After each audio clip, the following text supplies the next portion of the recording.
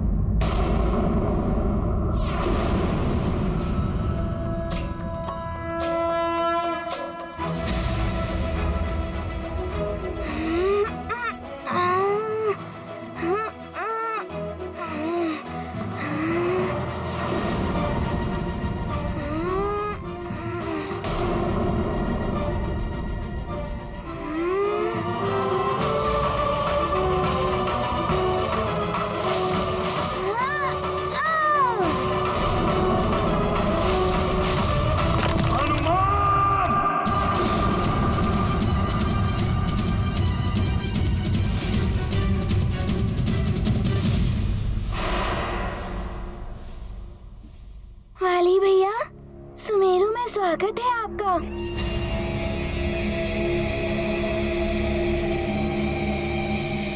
स्वागत करोगे तुम वाली का?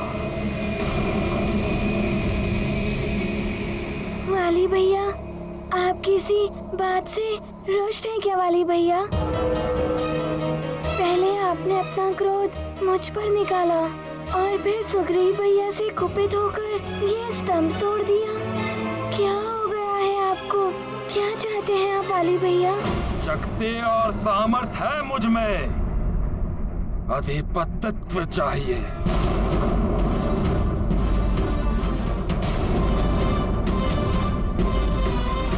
समस्त वानरों का, किष्किंधा, सुमेरु और पंपासर का, समस्त वन राज्यों का, समस्त वन संघ का, इस राजभवन का और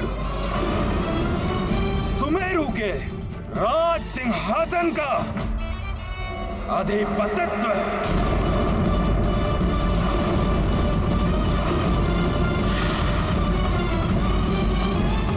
बस वाली भैया, इतनी सी बात के लिए इतना क्रोध?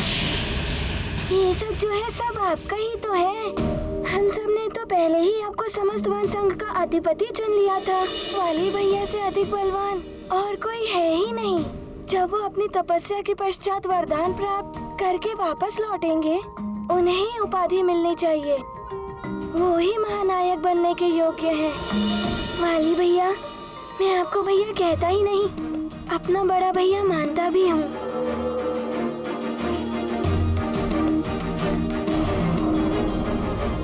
जितना अधिकार मेरा इस सिंहासन पर है, उतना अधिकार आपका भी है।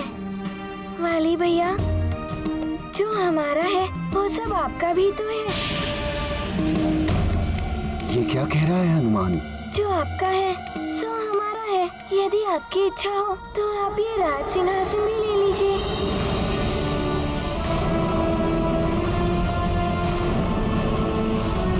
मैंने उचित कहा ना पिताश्री?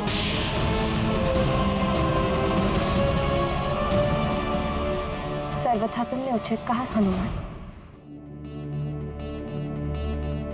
ऐसा भी हो सकता है, ये तो सोचा ही नहीं।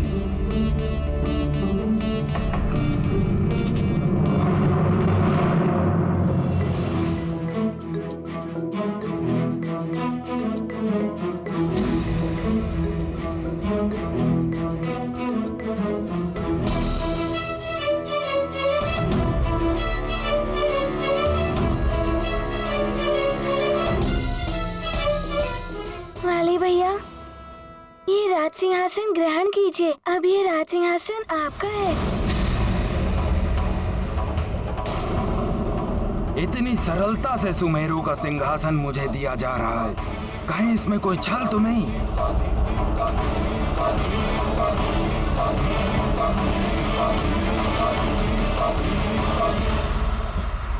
मुझ महानतम वाली से अब कौन छल करने का साहस कर सकता है भला? ये तो वाली के भय के कारण हो रहा है।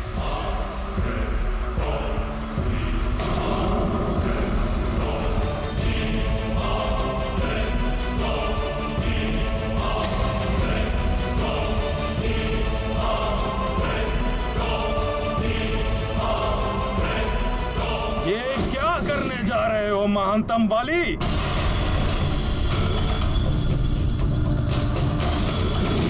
महानतम वाली भिक्षा में दी हुई राज सिंहासन लेगा? सिंह स्वयं आखेट करता है, सियार जूठन खाते हैं। तुम सियार कब से बन गए महानतम वाली? धिक्कार है तुम्हारी वीरता पर, तुम्हारे बाहुबल पर। धिक्कार है तुम पर महानतम वाली। यार जूठन खाते हैं, यार भिक्षा, यार जूठन। धिक्कार है, धिक्कार है, धिक्कार, भिक्षा।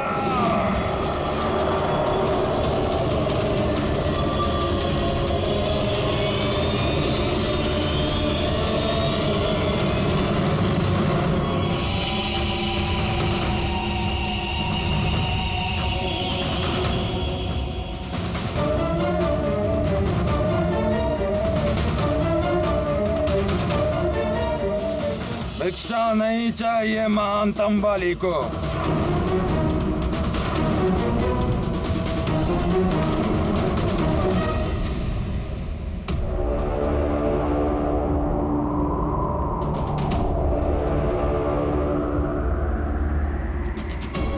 दान, दया और भिक्षा, ये सब दुर्बलों के साधन होते हैं, वीरों के नहीं।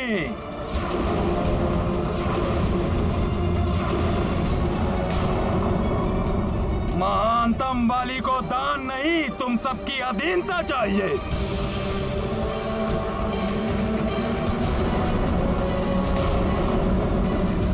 अब से, अभी से सुमेरु राज्य मुझ महानतम वाली के अधीन होगा। और जिसे भी ये अधीनता स्वीकार ना हो, वो मुझसे युद्ध करने के लिए आमंत्रित है। वाली भैया, बस!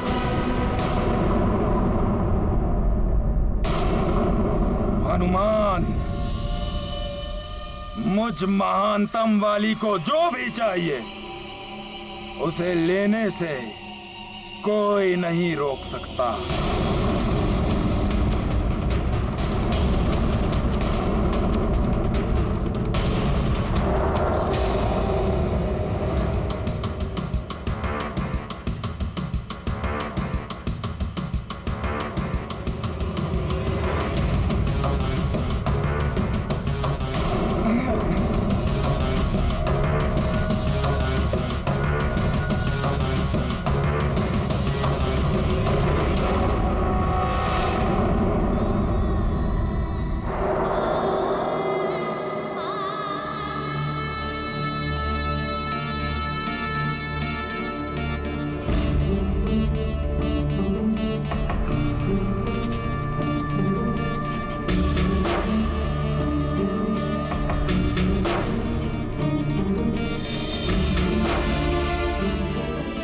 पिताश्री, हनुमान से कोई भूल हो गई या फिर हनुमान ने कुछ अनुचित कह दिया जो वाली भैया रुष्ट होकर वापस चले गए।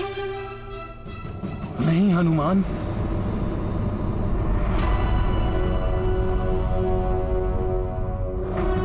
तुमसे कोई भूल नहीं हुई है हनुमान। वाली भैया ही मार्ग से भटक गए।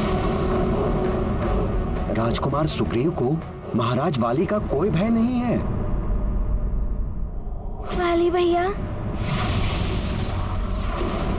मैं आपको भैया कहता ही नहीं, अपना बड़ा भैया मानता भी हूँ। जितना अधिकार मेरा इस सिंहासन पर है, उतना अधिकार आपका भी है। जो हमारा है सो आपका भी है। यदि आपकी इच्छा हो तो आप ये राज सिंहासन भी ले लीजिए। मुझ महानतम वाली को भिक्षा देगा मरकट।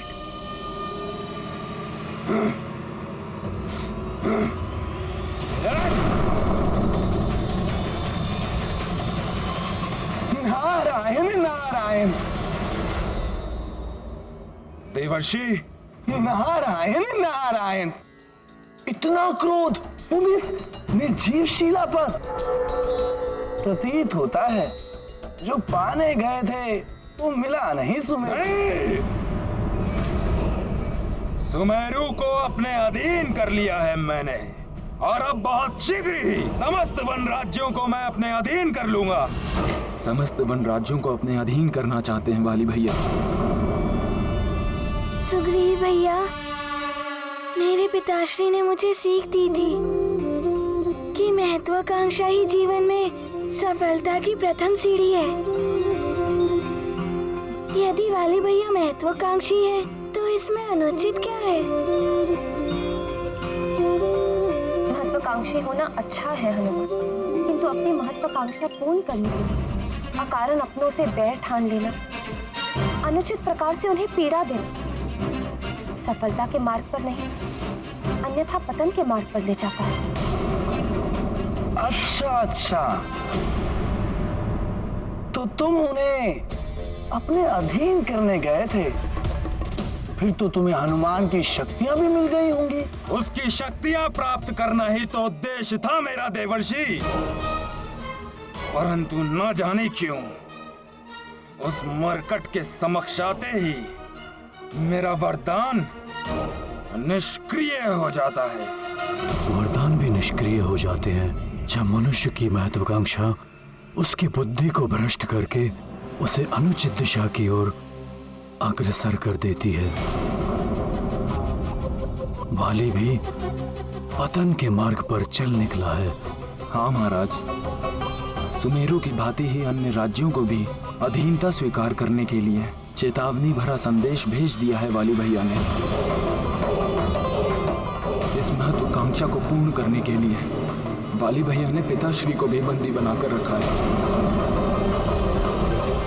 आश्चर्य है, देवराज इंद्र का दिया हुआ वरदान निष्क्रिय हो गया।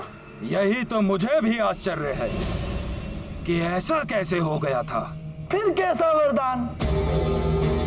अवश्य ही अपूर्ण वरदान दिया है उन्होंने तुम्हें, कुछ सीमाओं के साथ, इसीलिए हनुमान की शक्ति नहीं मिली तुम्हें। किंतु ऐसा कैसे कर सकते हैं देवराज? अब इसके पीछे क्या रहस्य है, ये तो तुम्हें स्वयं देवराज इंद्र ही बता सकते हैं। सीमाओं में बंधा हुआ वरदान, अपूर्ण वरदान, जैसे एक शिशु को क्रीड़ा के लिए वस्तु देता है पिता, ऐसा ही कुछ तुम्हारे साथ हुआ है। नारायण नारायण। वो मुझ महानतम वाली के साथ ऐसा परिहास नहीं कर सकते। ऐसा कैसे कर सकते हैं वाली भैया? वाली भैया ने अपने ही पिताश्री को। नहीं नहीं, ये सत्य है हनुमान। ये तो अनुचित है। महाराज ऋक्षराज बंदी गृह में, मुझे शीघ्र ही जाकर उन्हें मुक्त कराना होगा। असंभव है यह हनुमान, तुम इस प्रकरण से दूर ही रहो। हाँ हनुमान, मैं भी तुम्हें इस कार्य के लिए वहां जाने की अनुमति नहीं दे सकती। माँ, ये आप क्या कह रही है? यदि पिताश्री के साथ कभी ऐसा हुआ तो आप मुझे जाने से रोकेंगी? मैंने महाराज ऋक्षराज को अपने पिता समान माना है और उन्हें बंदी गृह में रखा जाए? नहीं, उन्हें बंधन मुक्त कराना हनुमान का कर्तव्य है माँ। मुझे जाना ही होगा। हाँ पुत्र हनुमान, महाराज ऋक्षराज सदैव हमारे दुख एवं सुख में हमारे साथ ही रहे हैं, खड़े रहे हैं। आज तुम्हें उनकी सहायता के लिए अवश्य जाना चाहिए। तुम ही उनका संकट हर सकते हो हनुमान। किंतु अब ये सहज नहीं है महाराज। आपके बंदी गृह से निकलने के पश्चात बाली भैया ने कारागृह की सुरक्षा व्यवस्था और भी कड़ी कर दी है। अब तो वहां से कोई पंछी भी नहीं आ जा सकता। परिणाम चाहे जो कुछ भी हो, मुझे महाराज ऋक्षराज को मुक्त कराने के लिए जाना ही होगा। प्रणाम पिताश्री। प्रणाम माँ।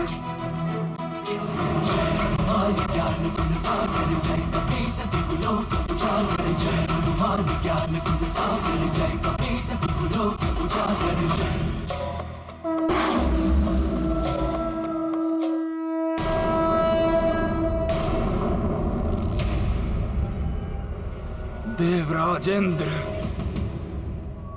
आप अपने अंश के साथ ऐसा परिहास नहीं कर सकते। वर्षों तप किया है मैंने उस वरदान को प्राप्त करने के लिए, परंतु अब इसी समय जाकर मैं उनका आवाहन करूंगा और उन्हें आना ही होगा, अन्यथा बाली अपने प्राणों का त्याग कर देगा।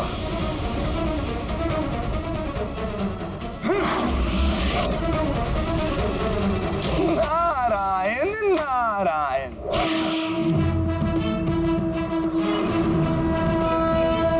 वाली भैया ने अपने पिताश्री को बंदी बनाकर कदाचित उचित नहीं किया, किंतु अब ये पुत्र अपने पिता तुल्य महाराज ऋक्षराज जी की मुक्ति कराकर ही रहेगा।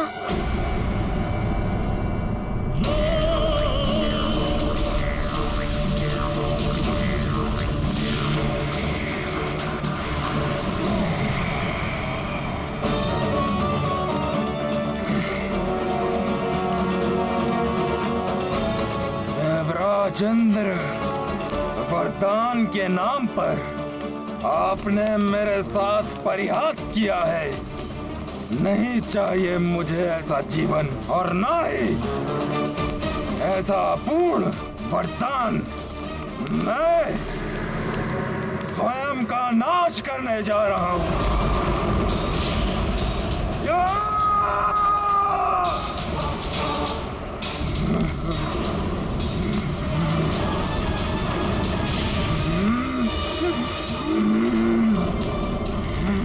रुक जाओ वाली, ऐसा मत करो। निकल आओ बाहर उस अग्नि से। नहीं, मैं तुम्हें ऐसा नहीं करने दूंगा। अभी इस अग्नि को रोक लेता हूं मैं। नहीं, सौगंध है आपको धर्म की। आप मेरी इच्छा के विरुद्ध जाकर ये अग्नि को नहीं बुझा सकते।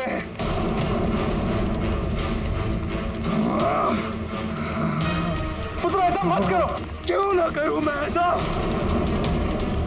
आपकी कृपा से जन्म हुआ है मेरा। वर्षों तप किया है मैंने, और क्या प्राप्त हुआ मुझे उस तप से? एक आधा अपूर्ण सा वरदान।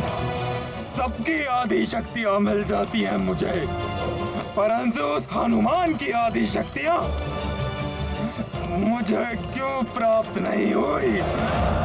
निरर्थक है ये वरदान। वाली, तुमने जो वरदान मांगा था मैंने वही वरदान दिया।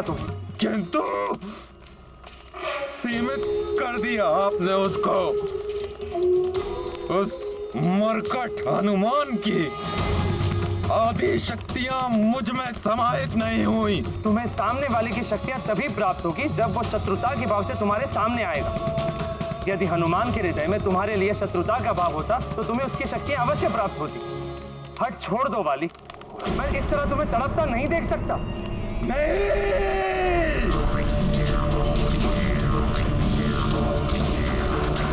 यदि तुम कहो तो मैं तुम्हें एक और वरदान दे सकता हूं।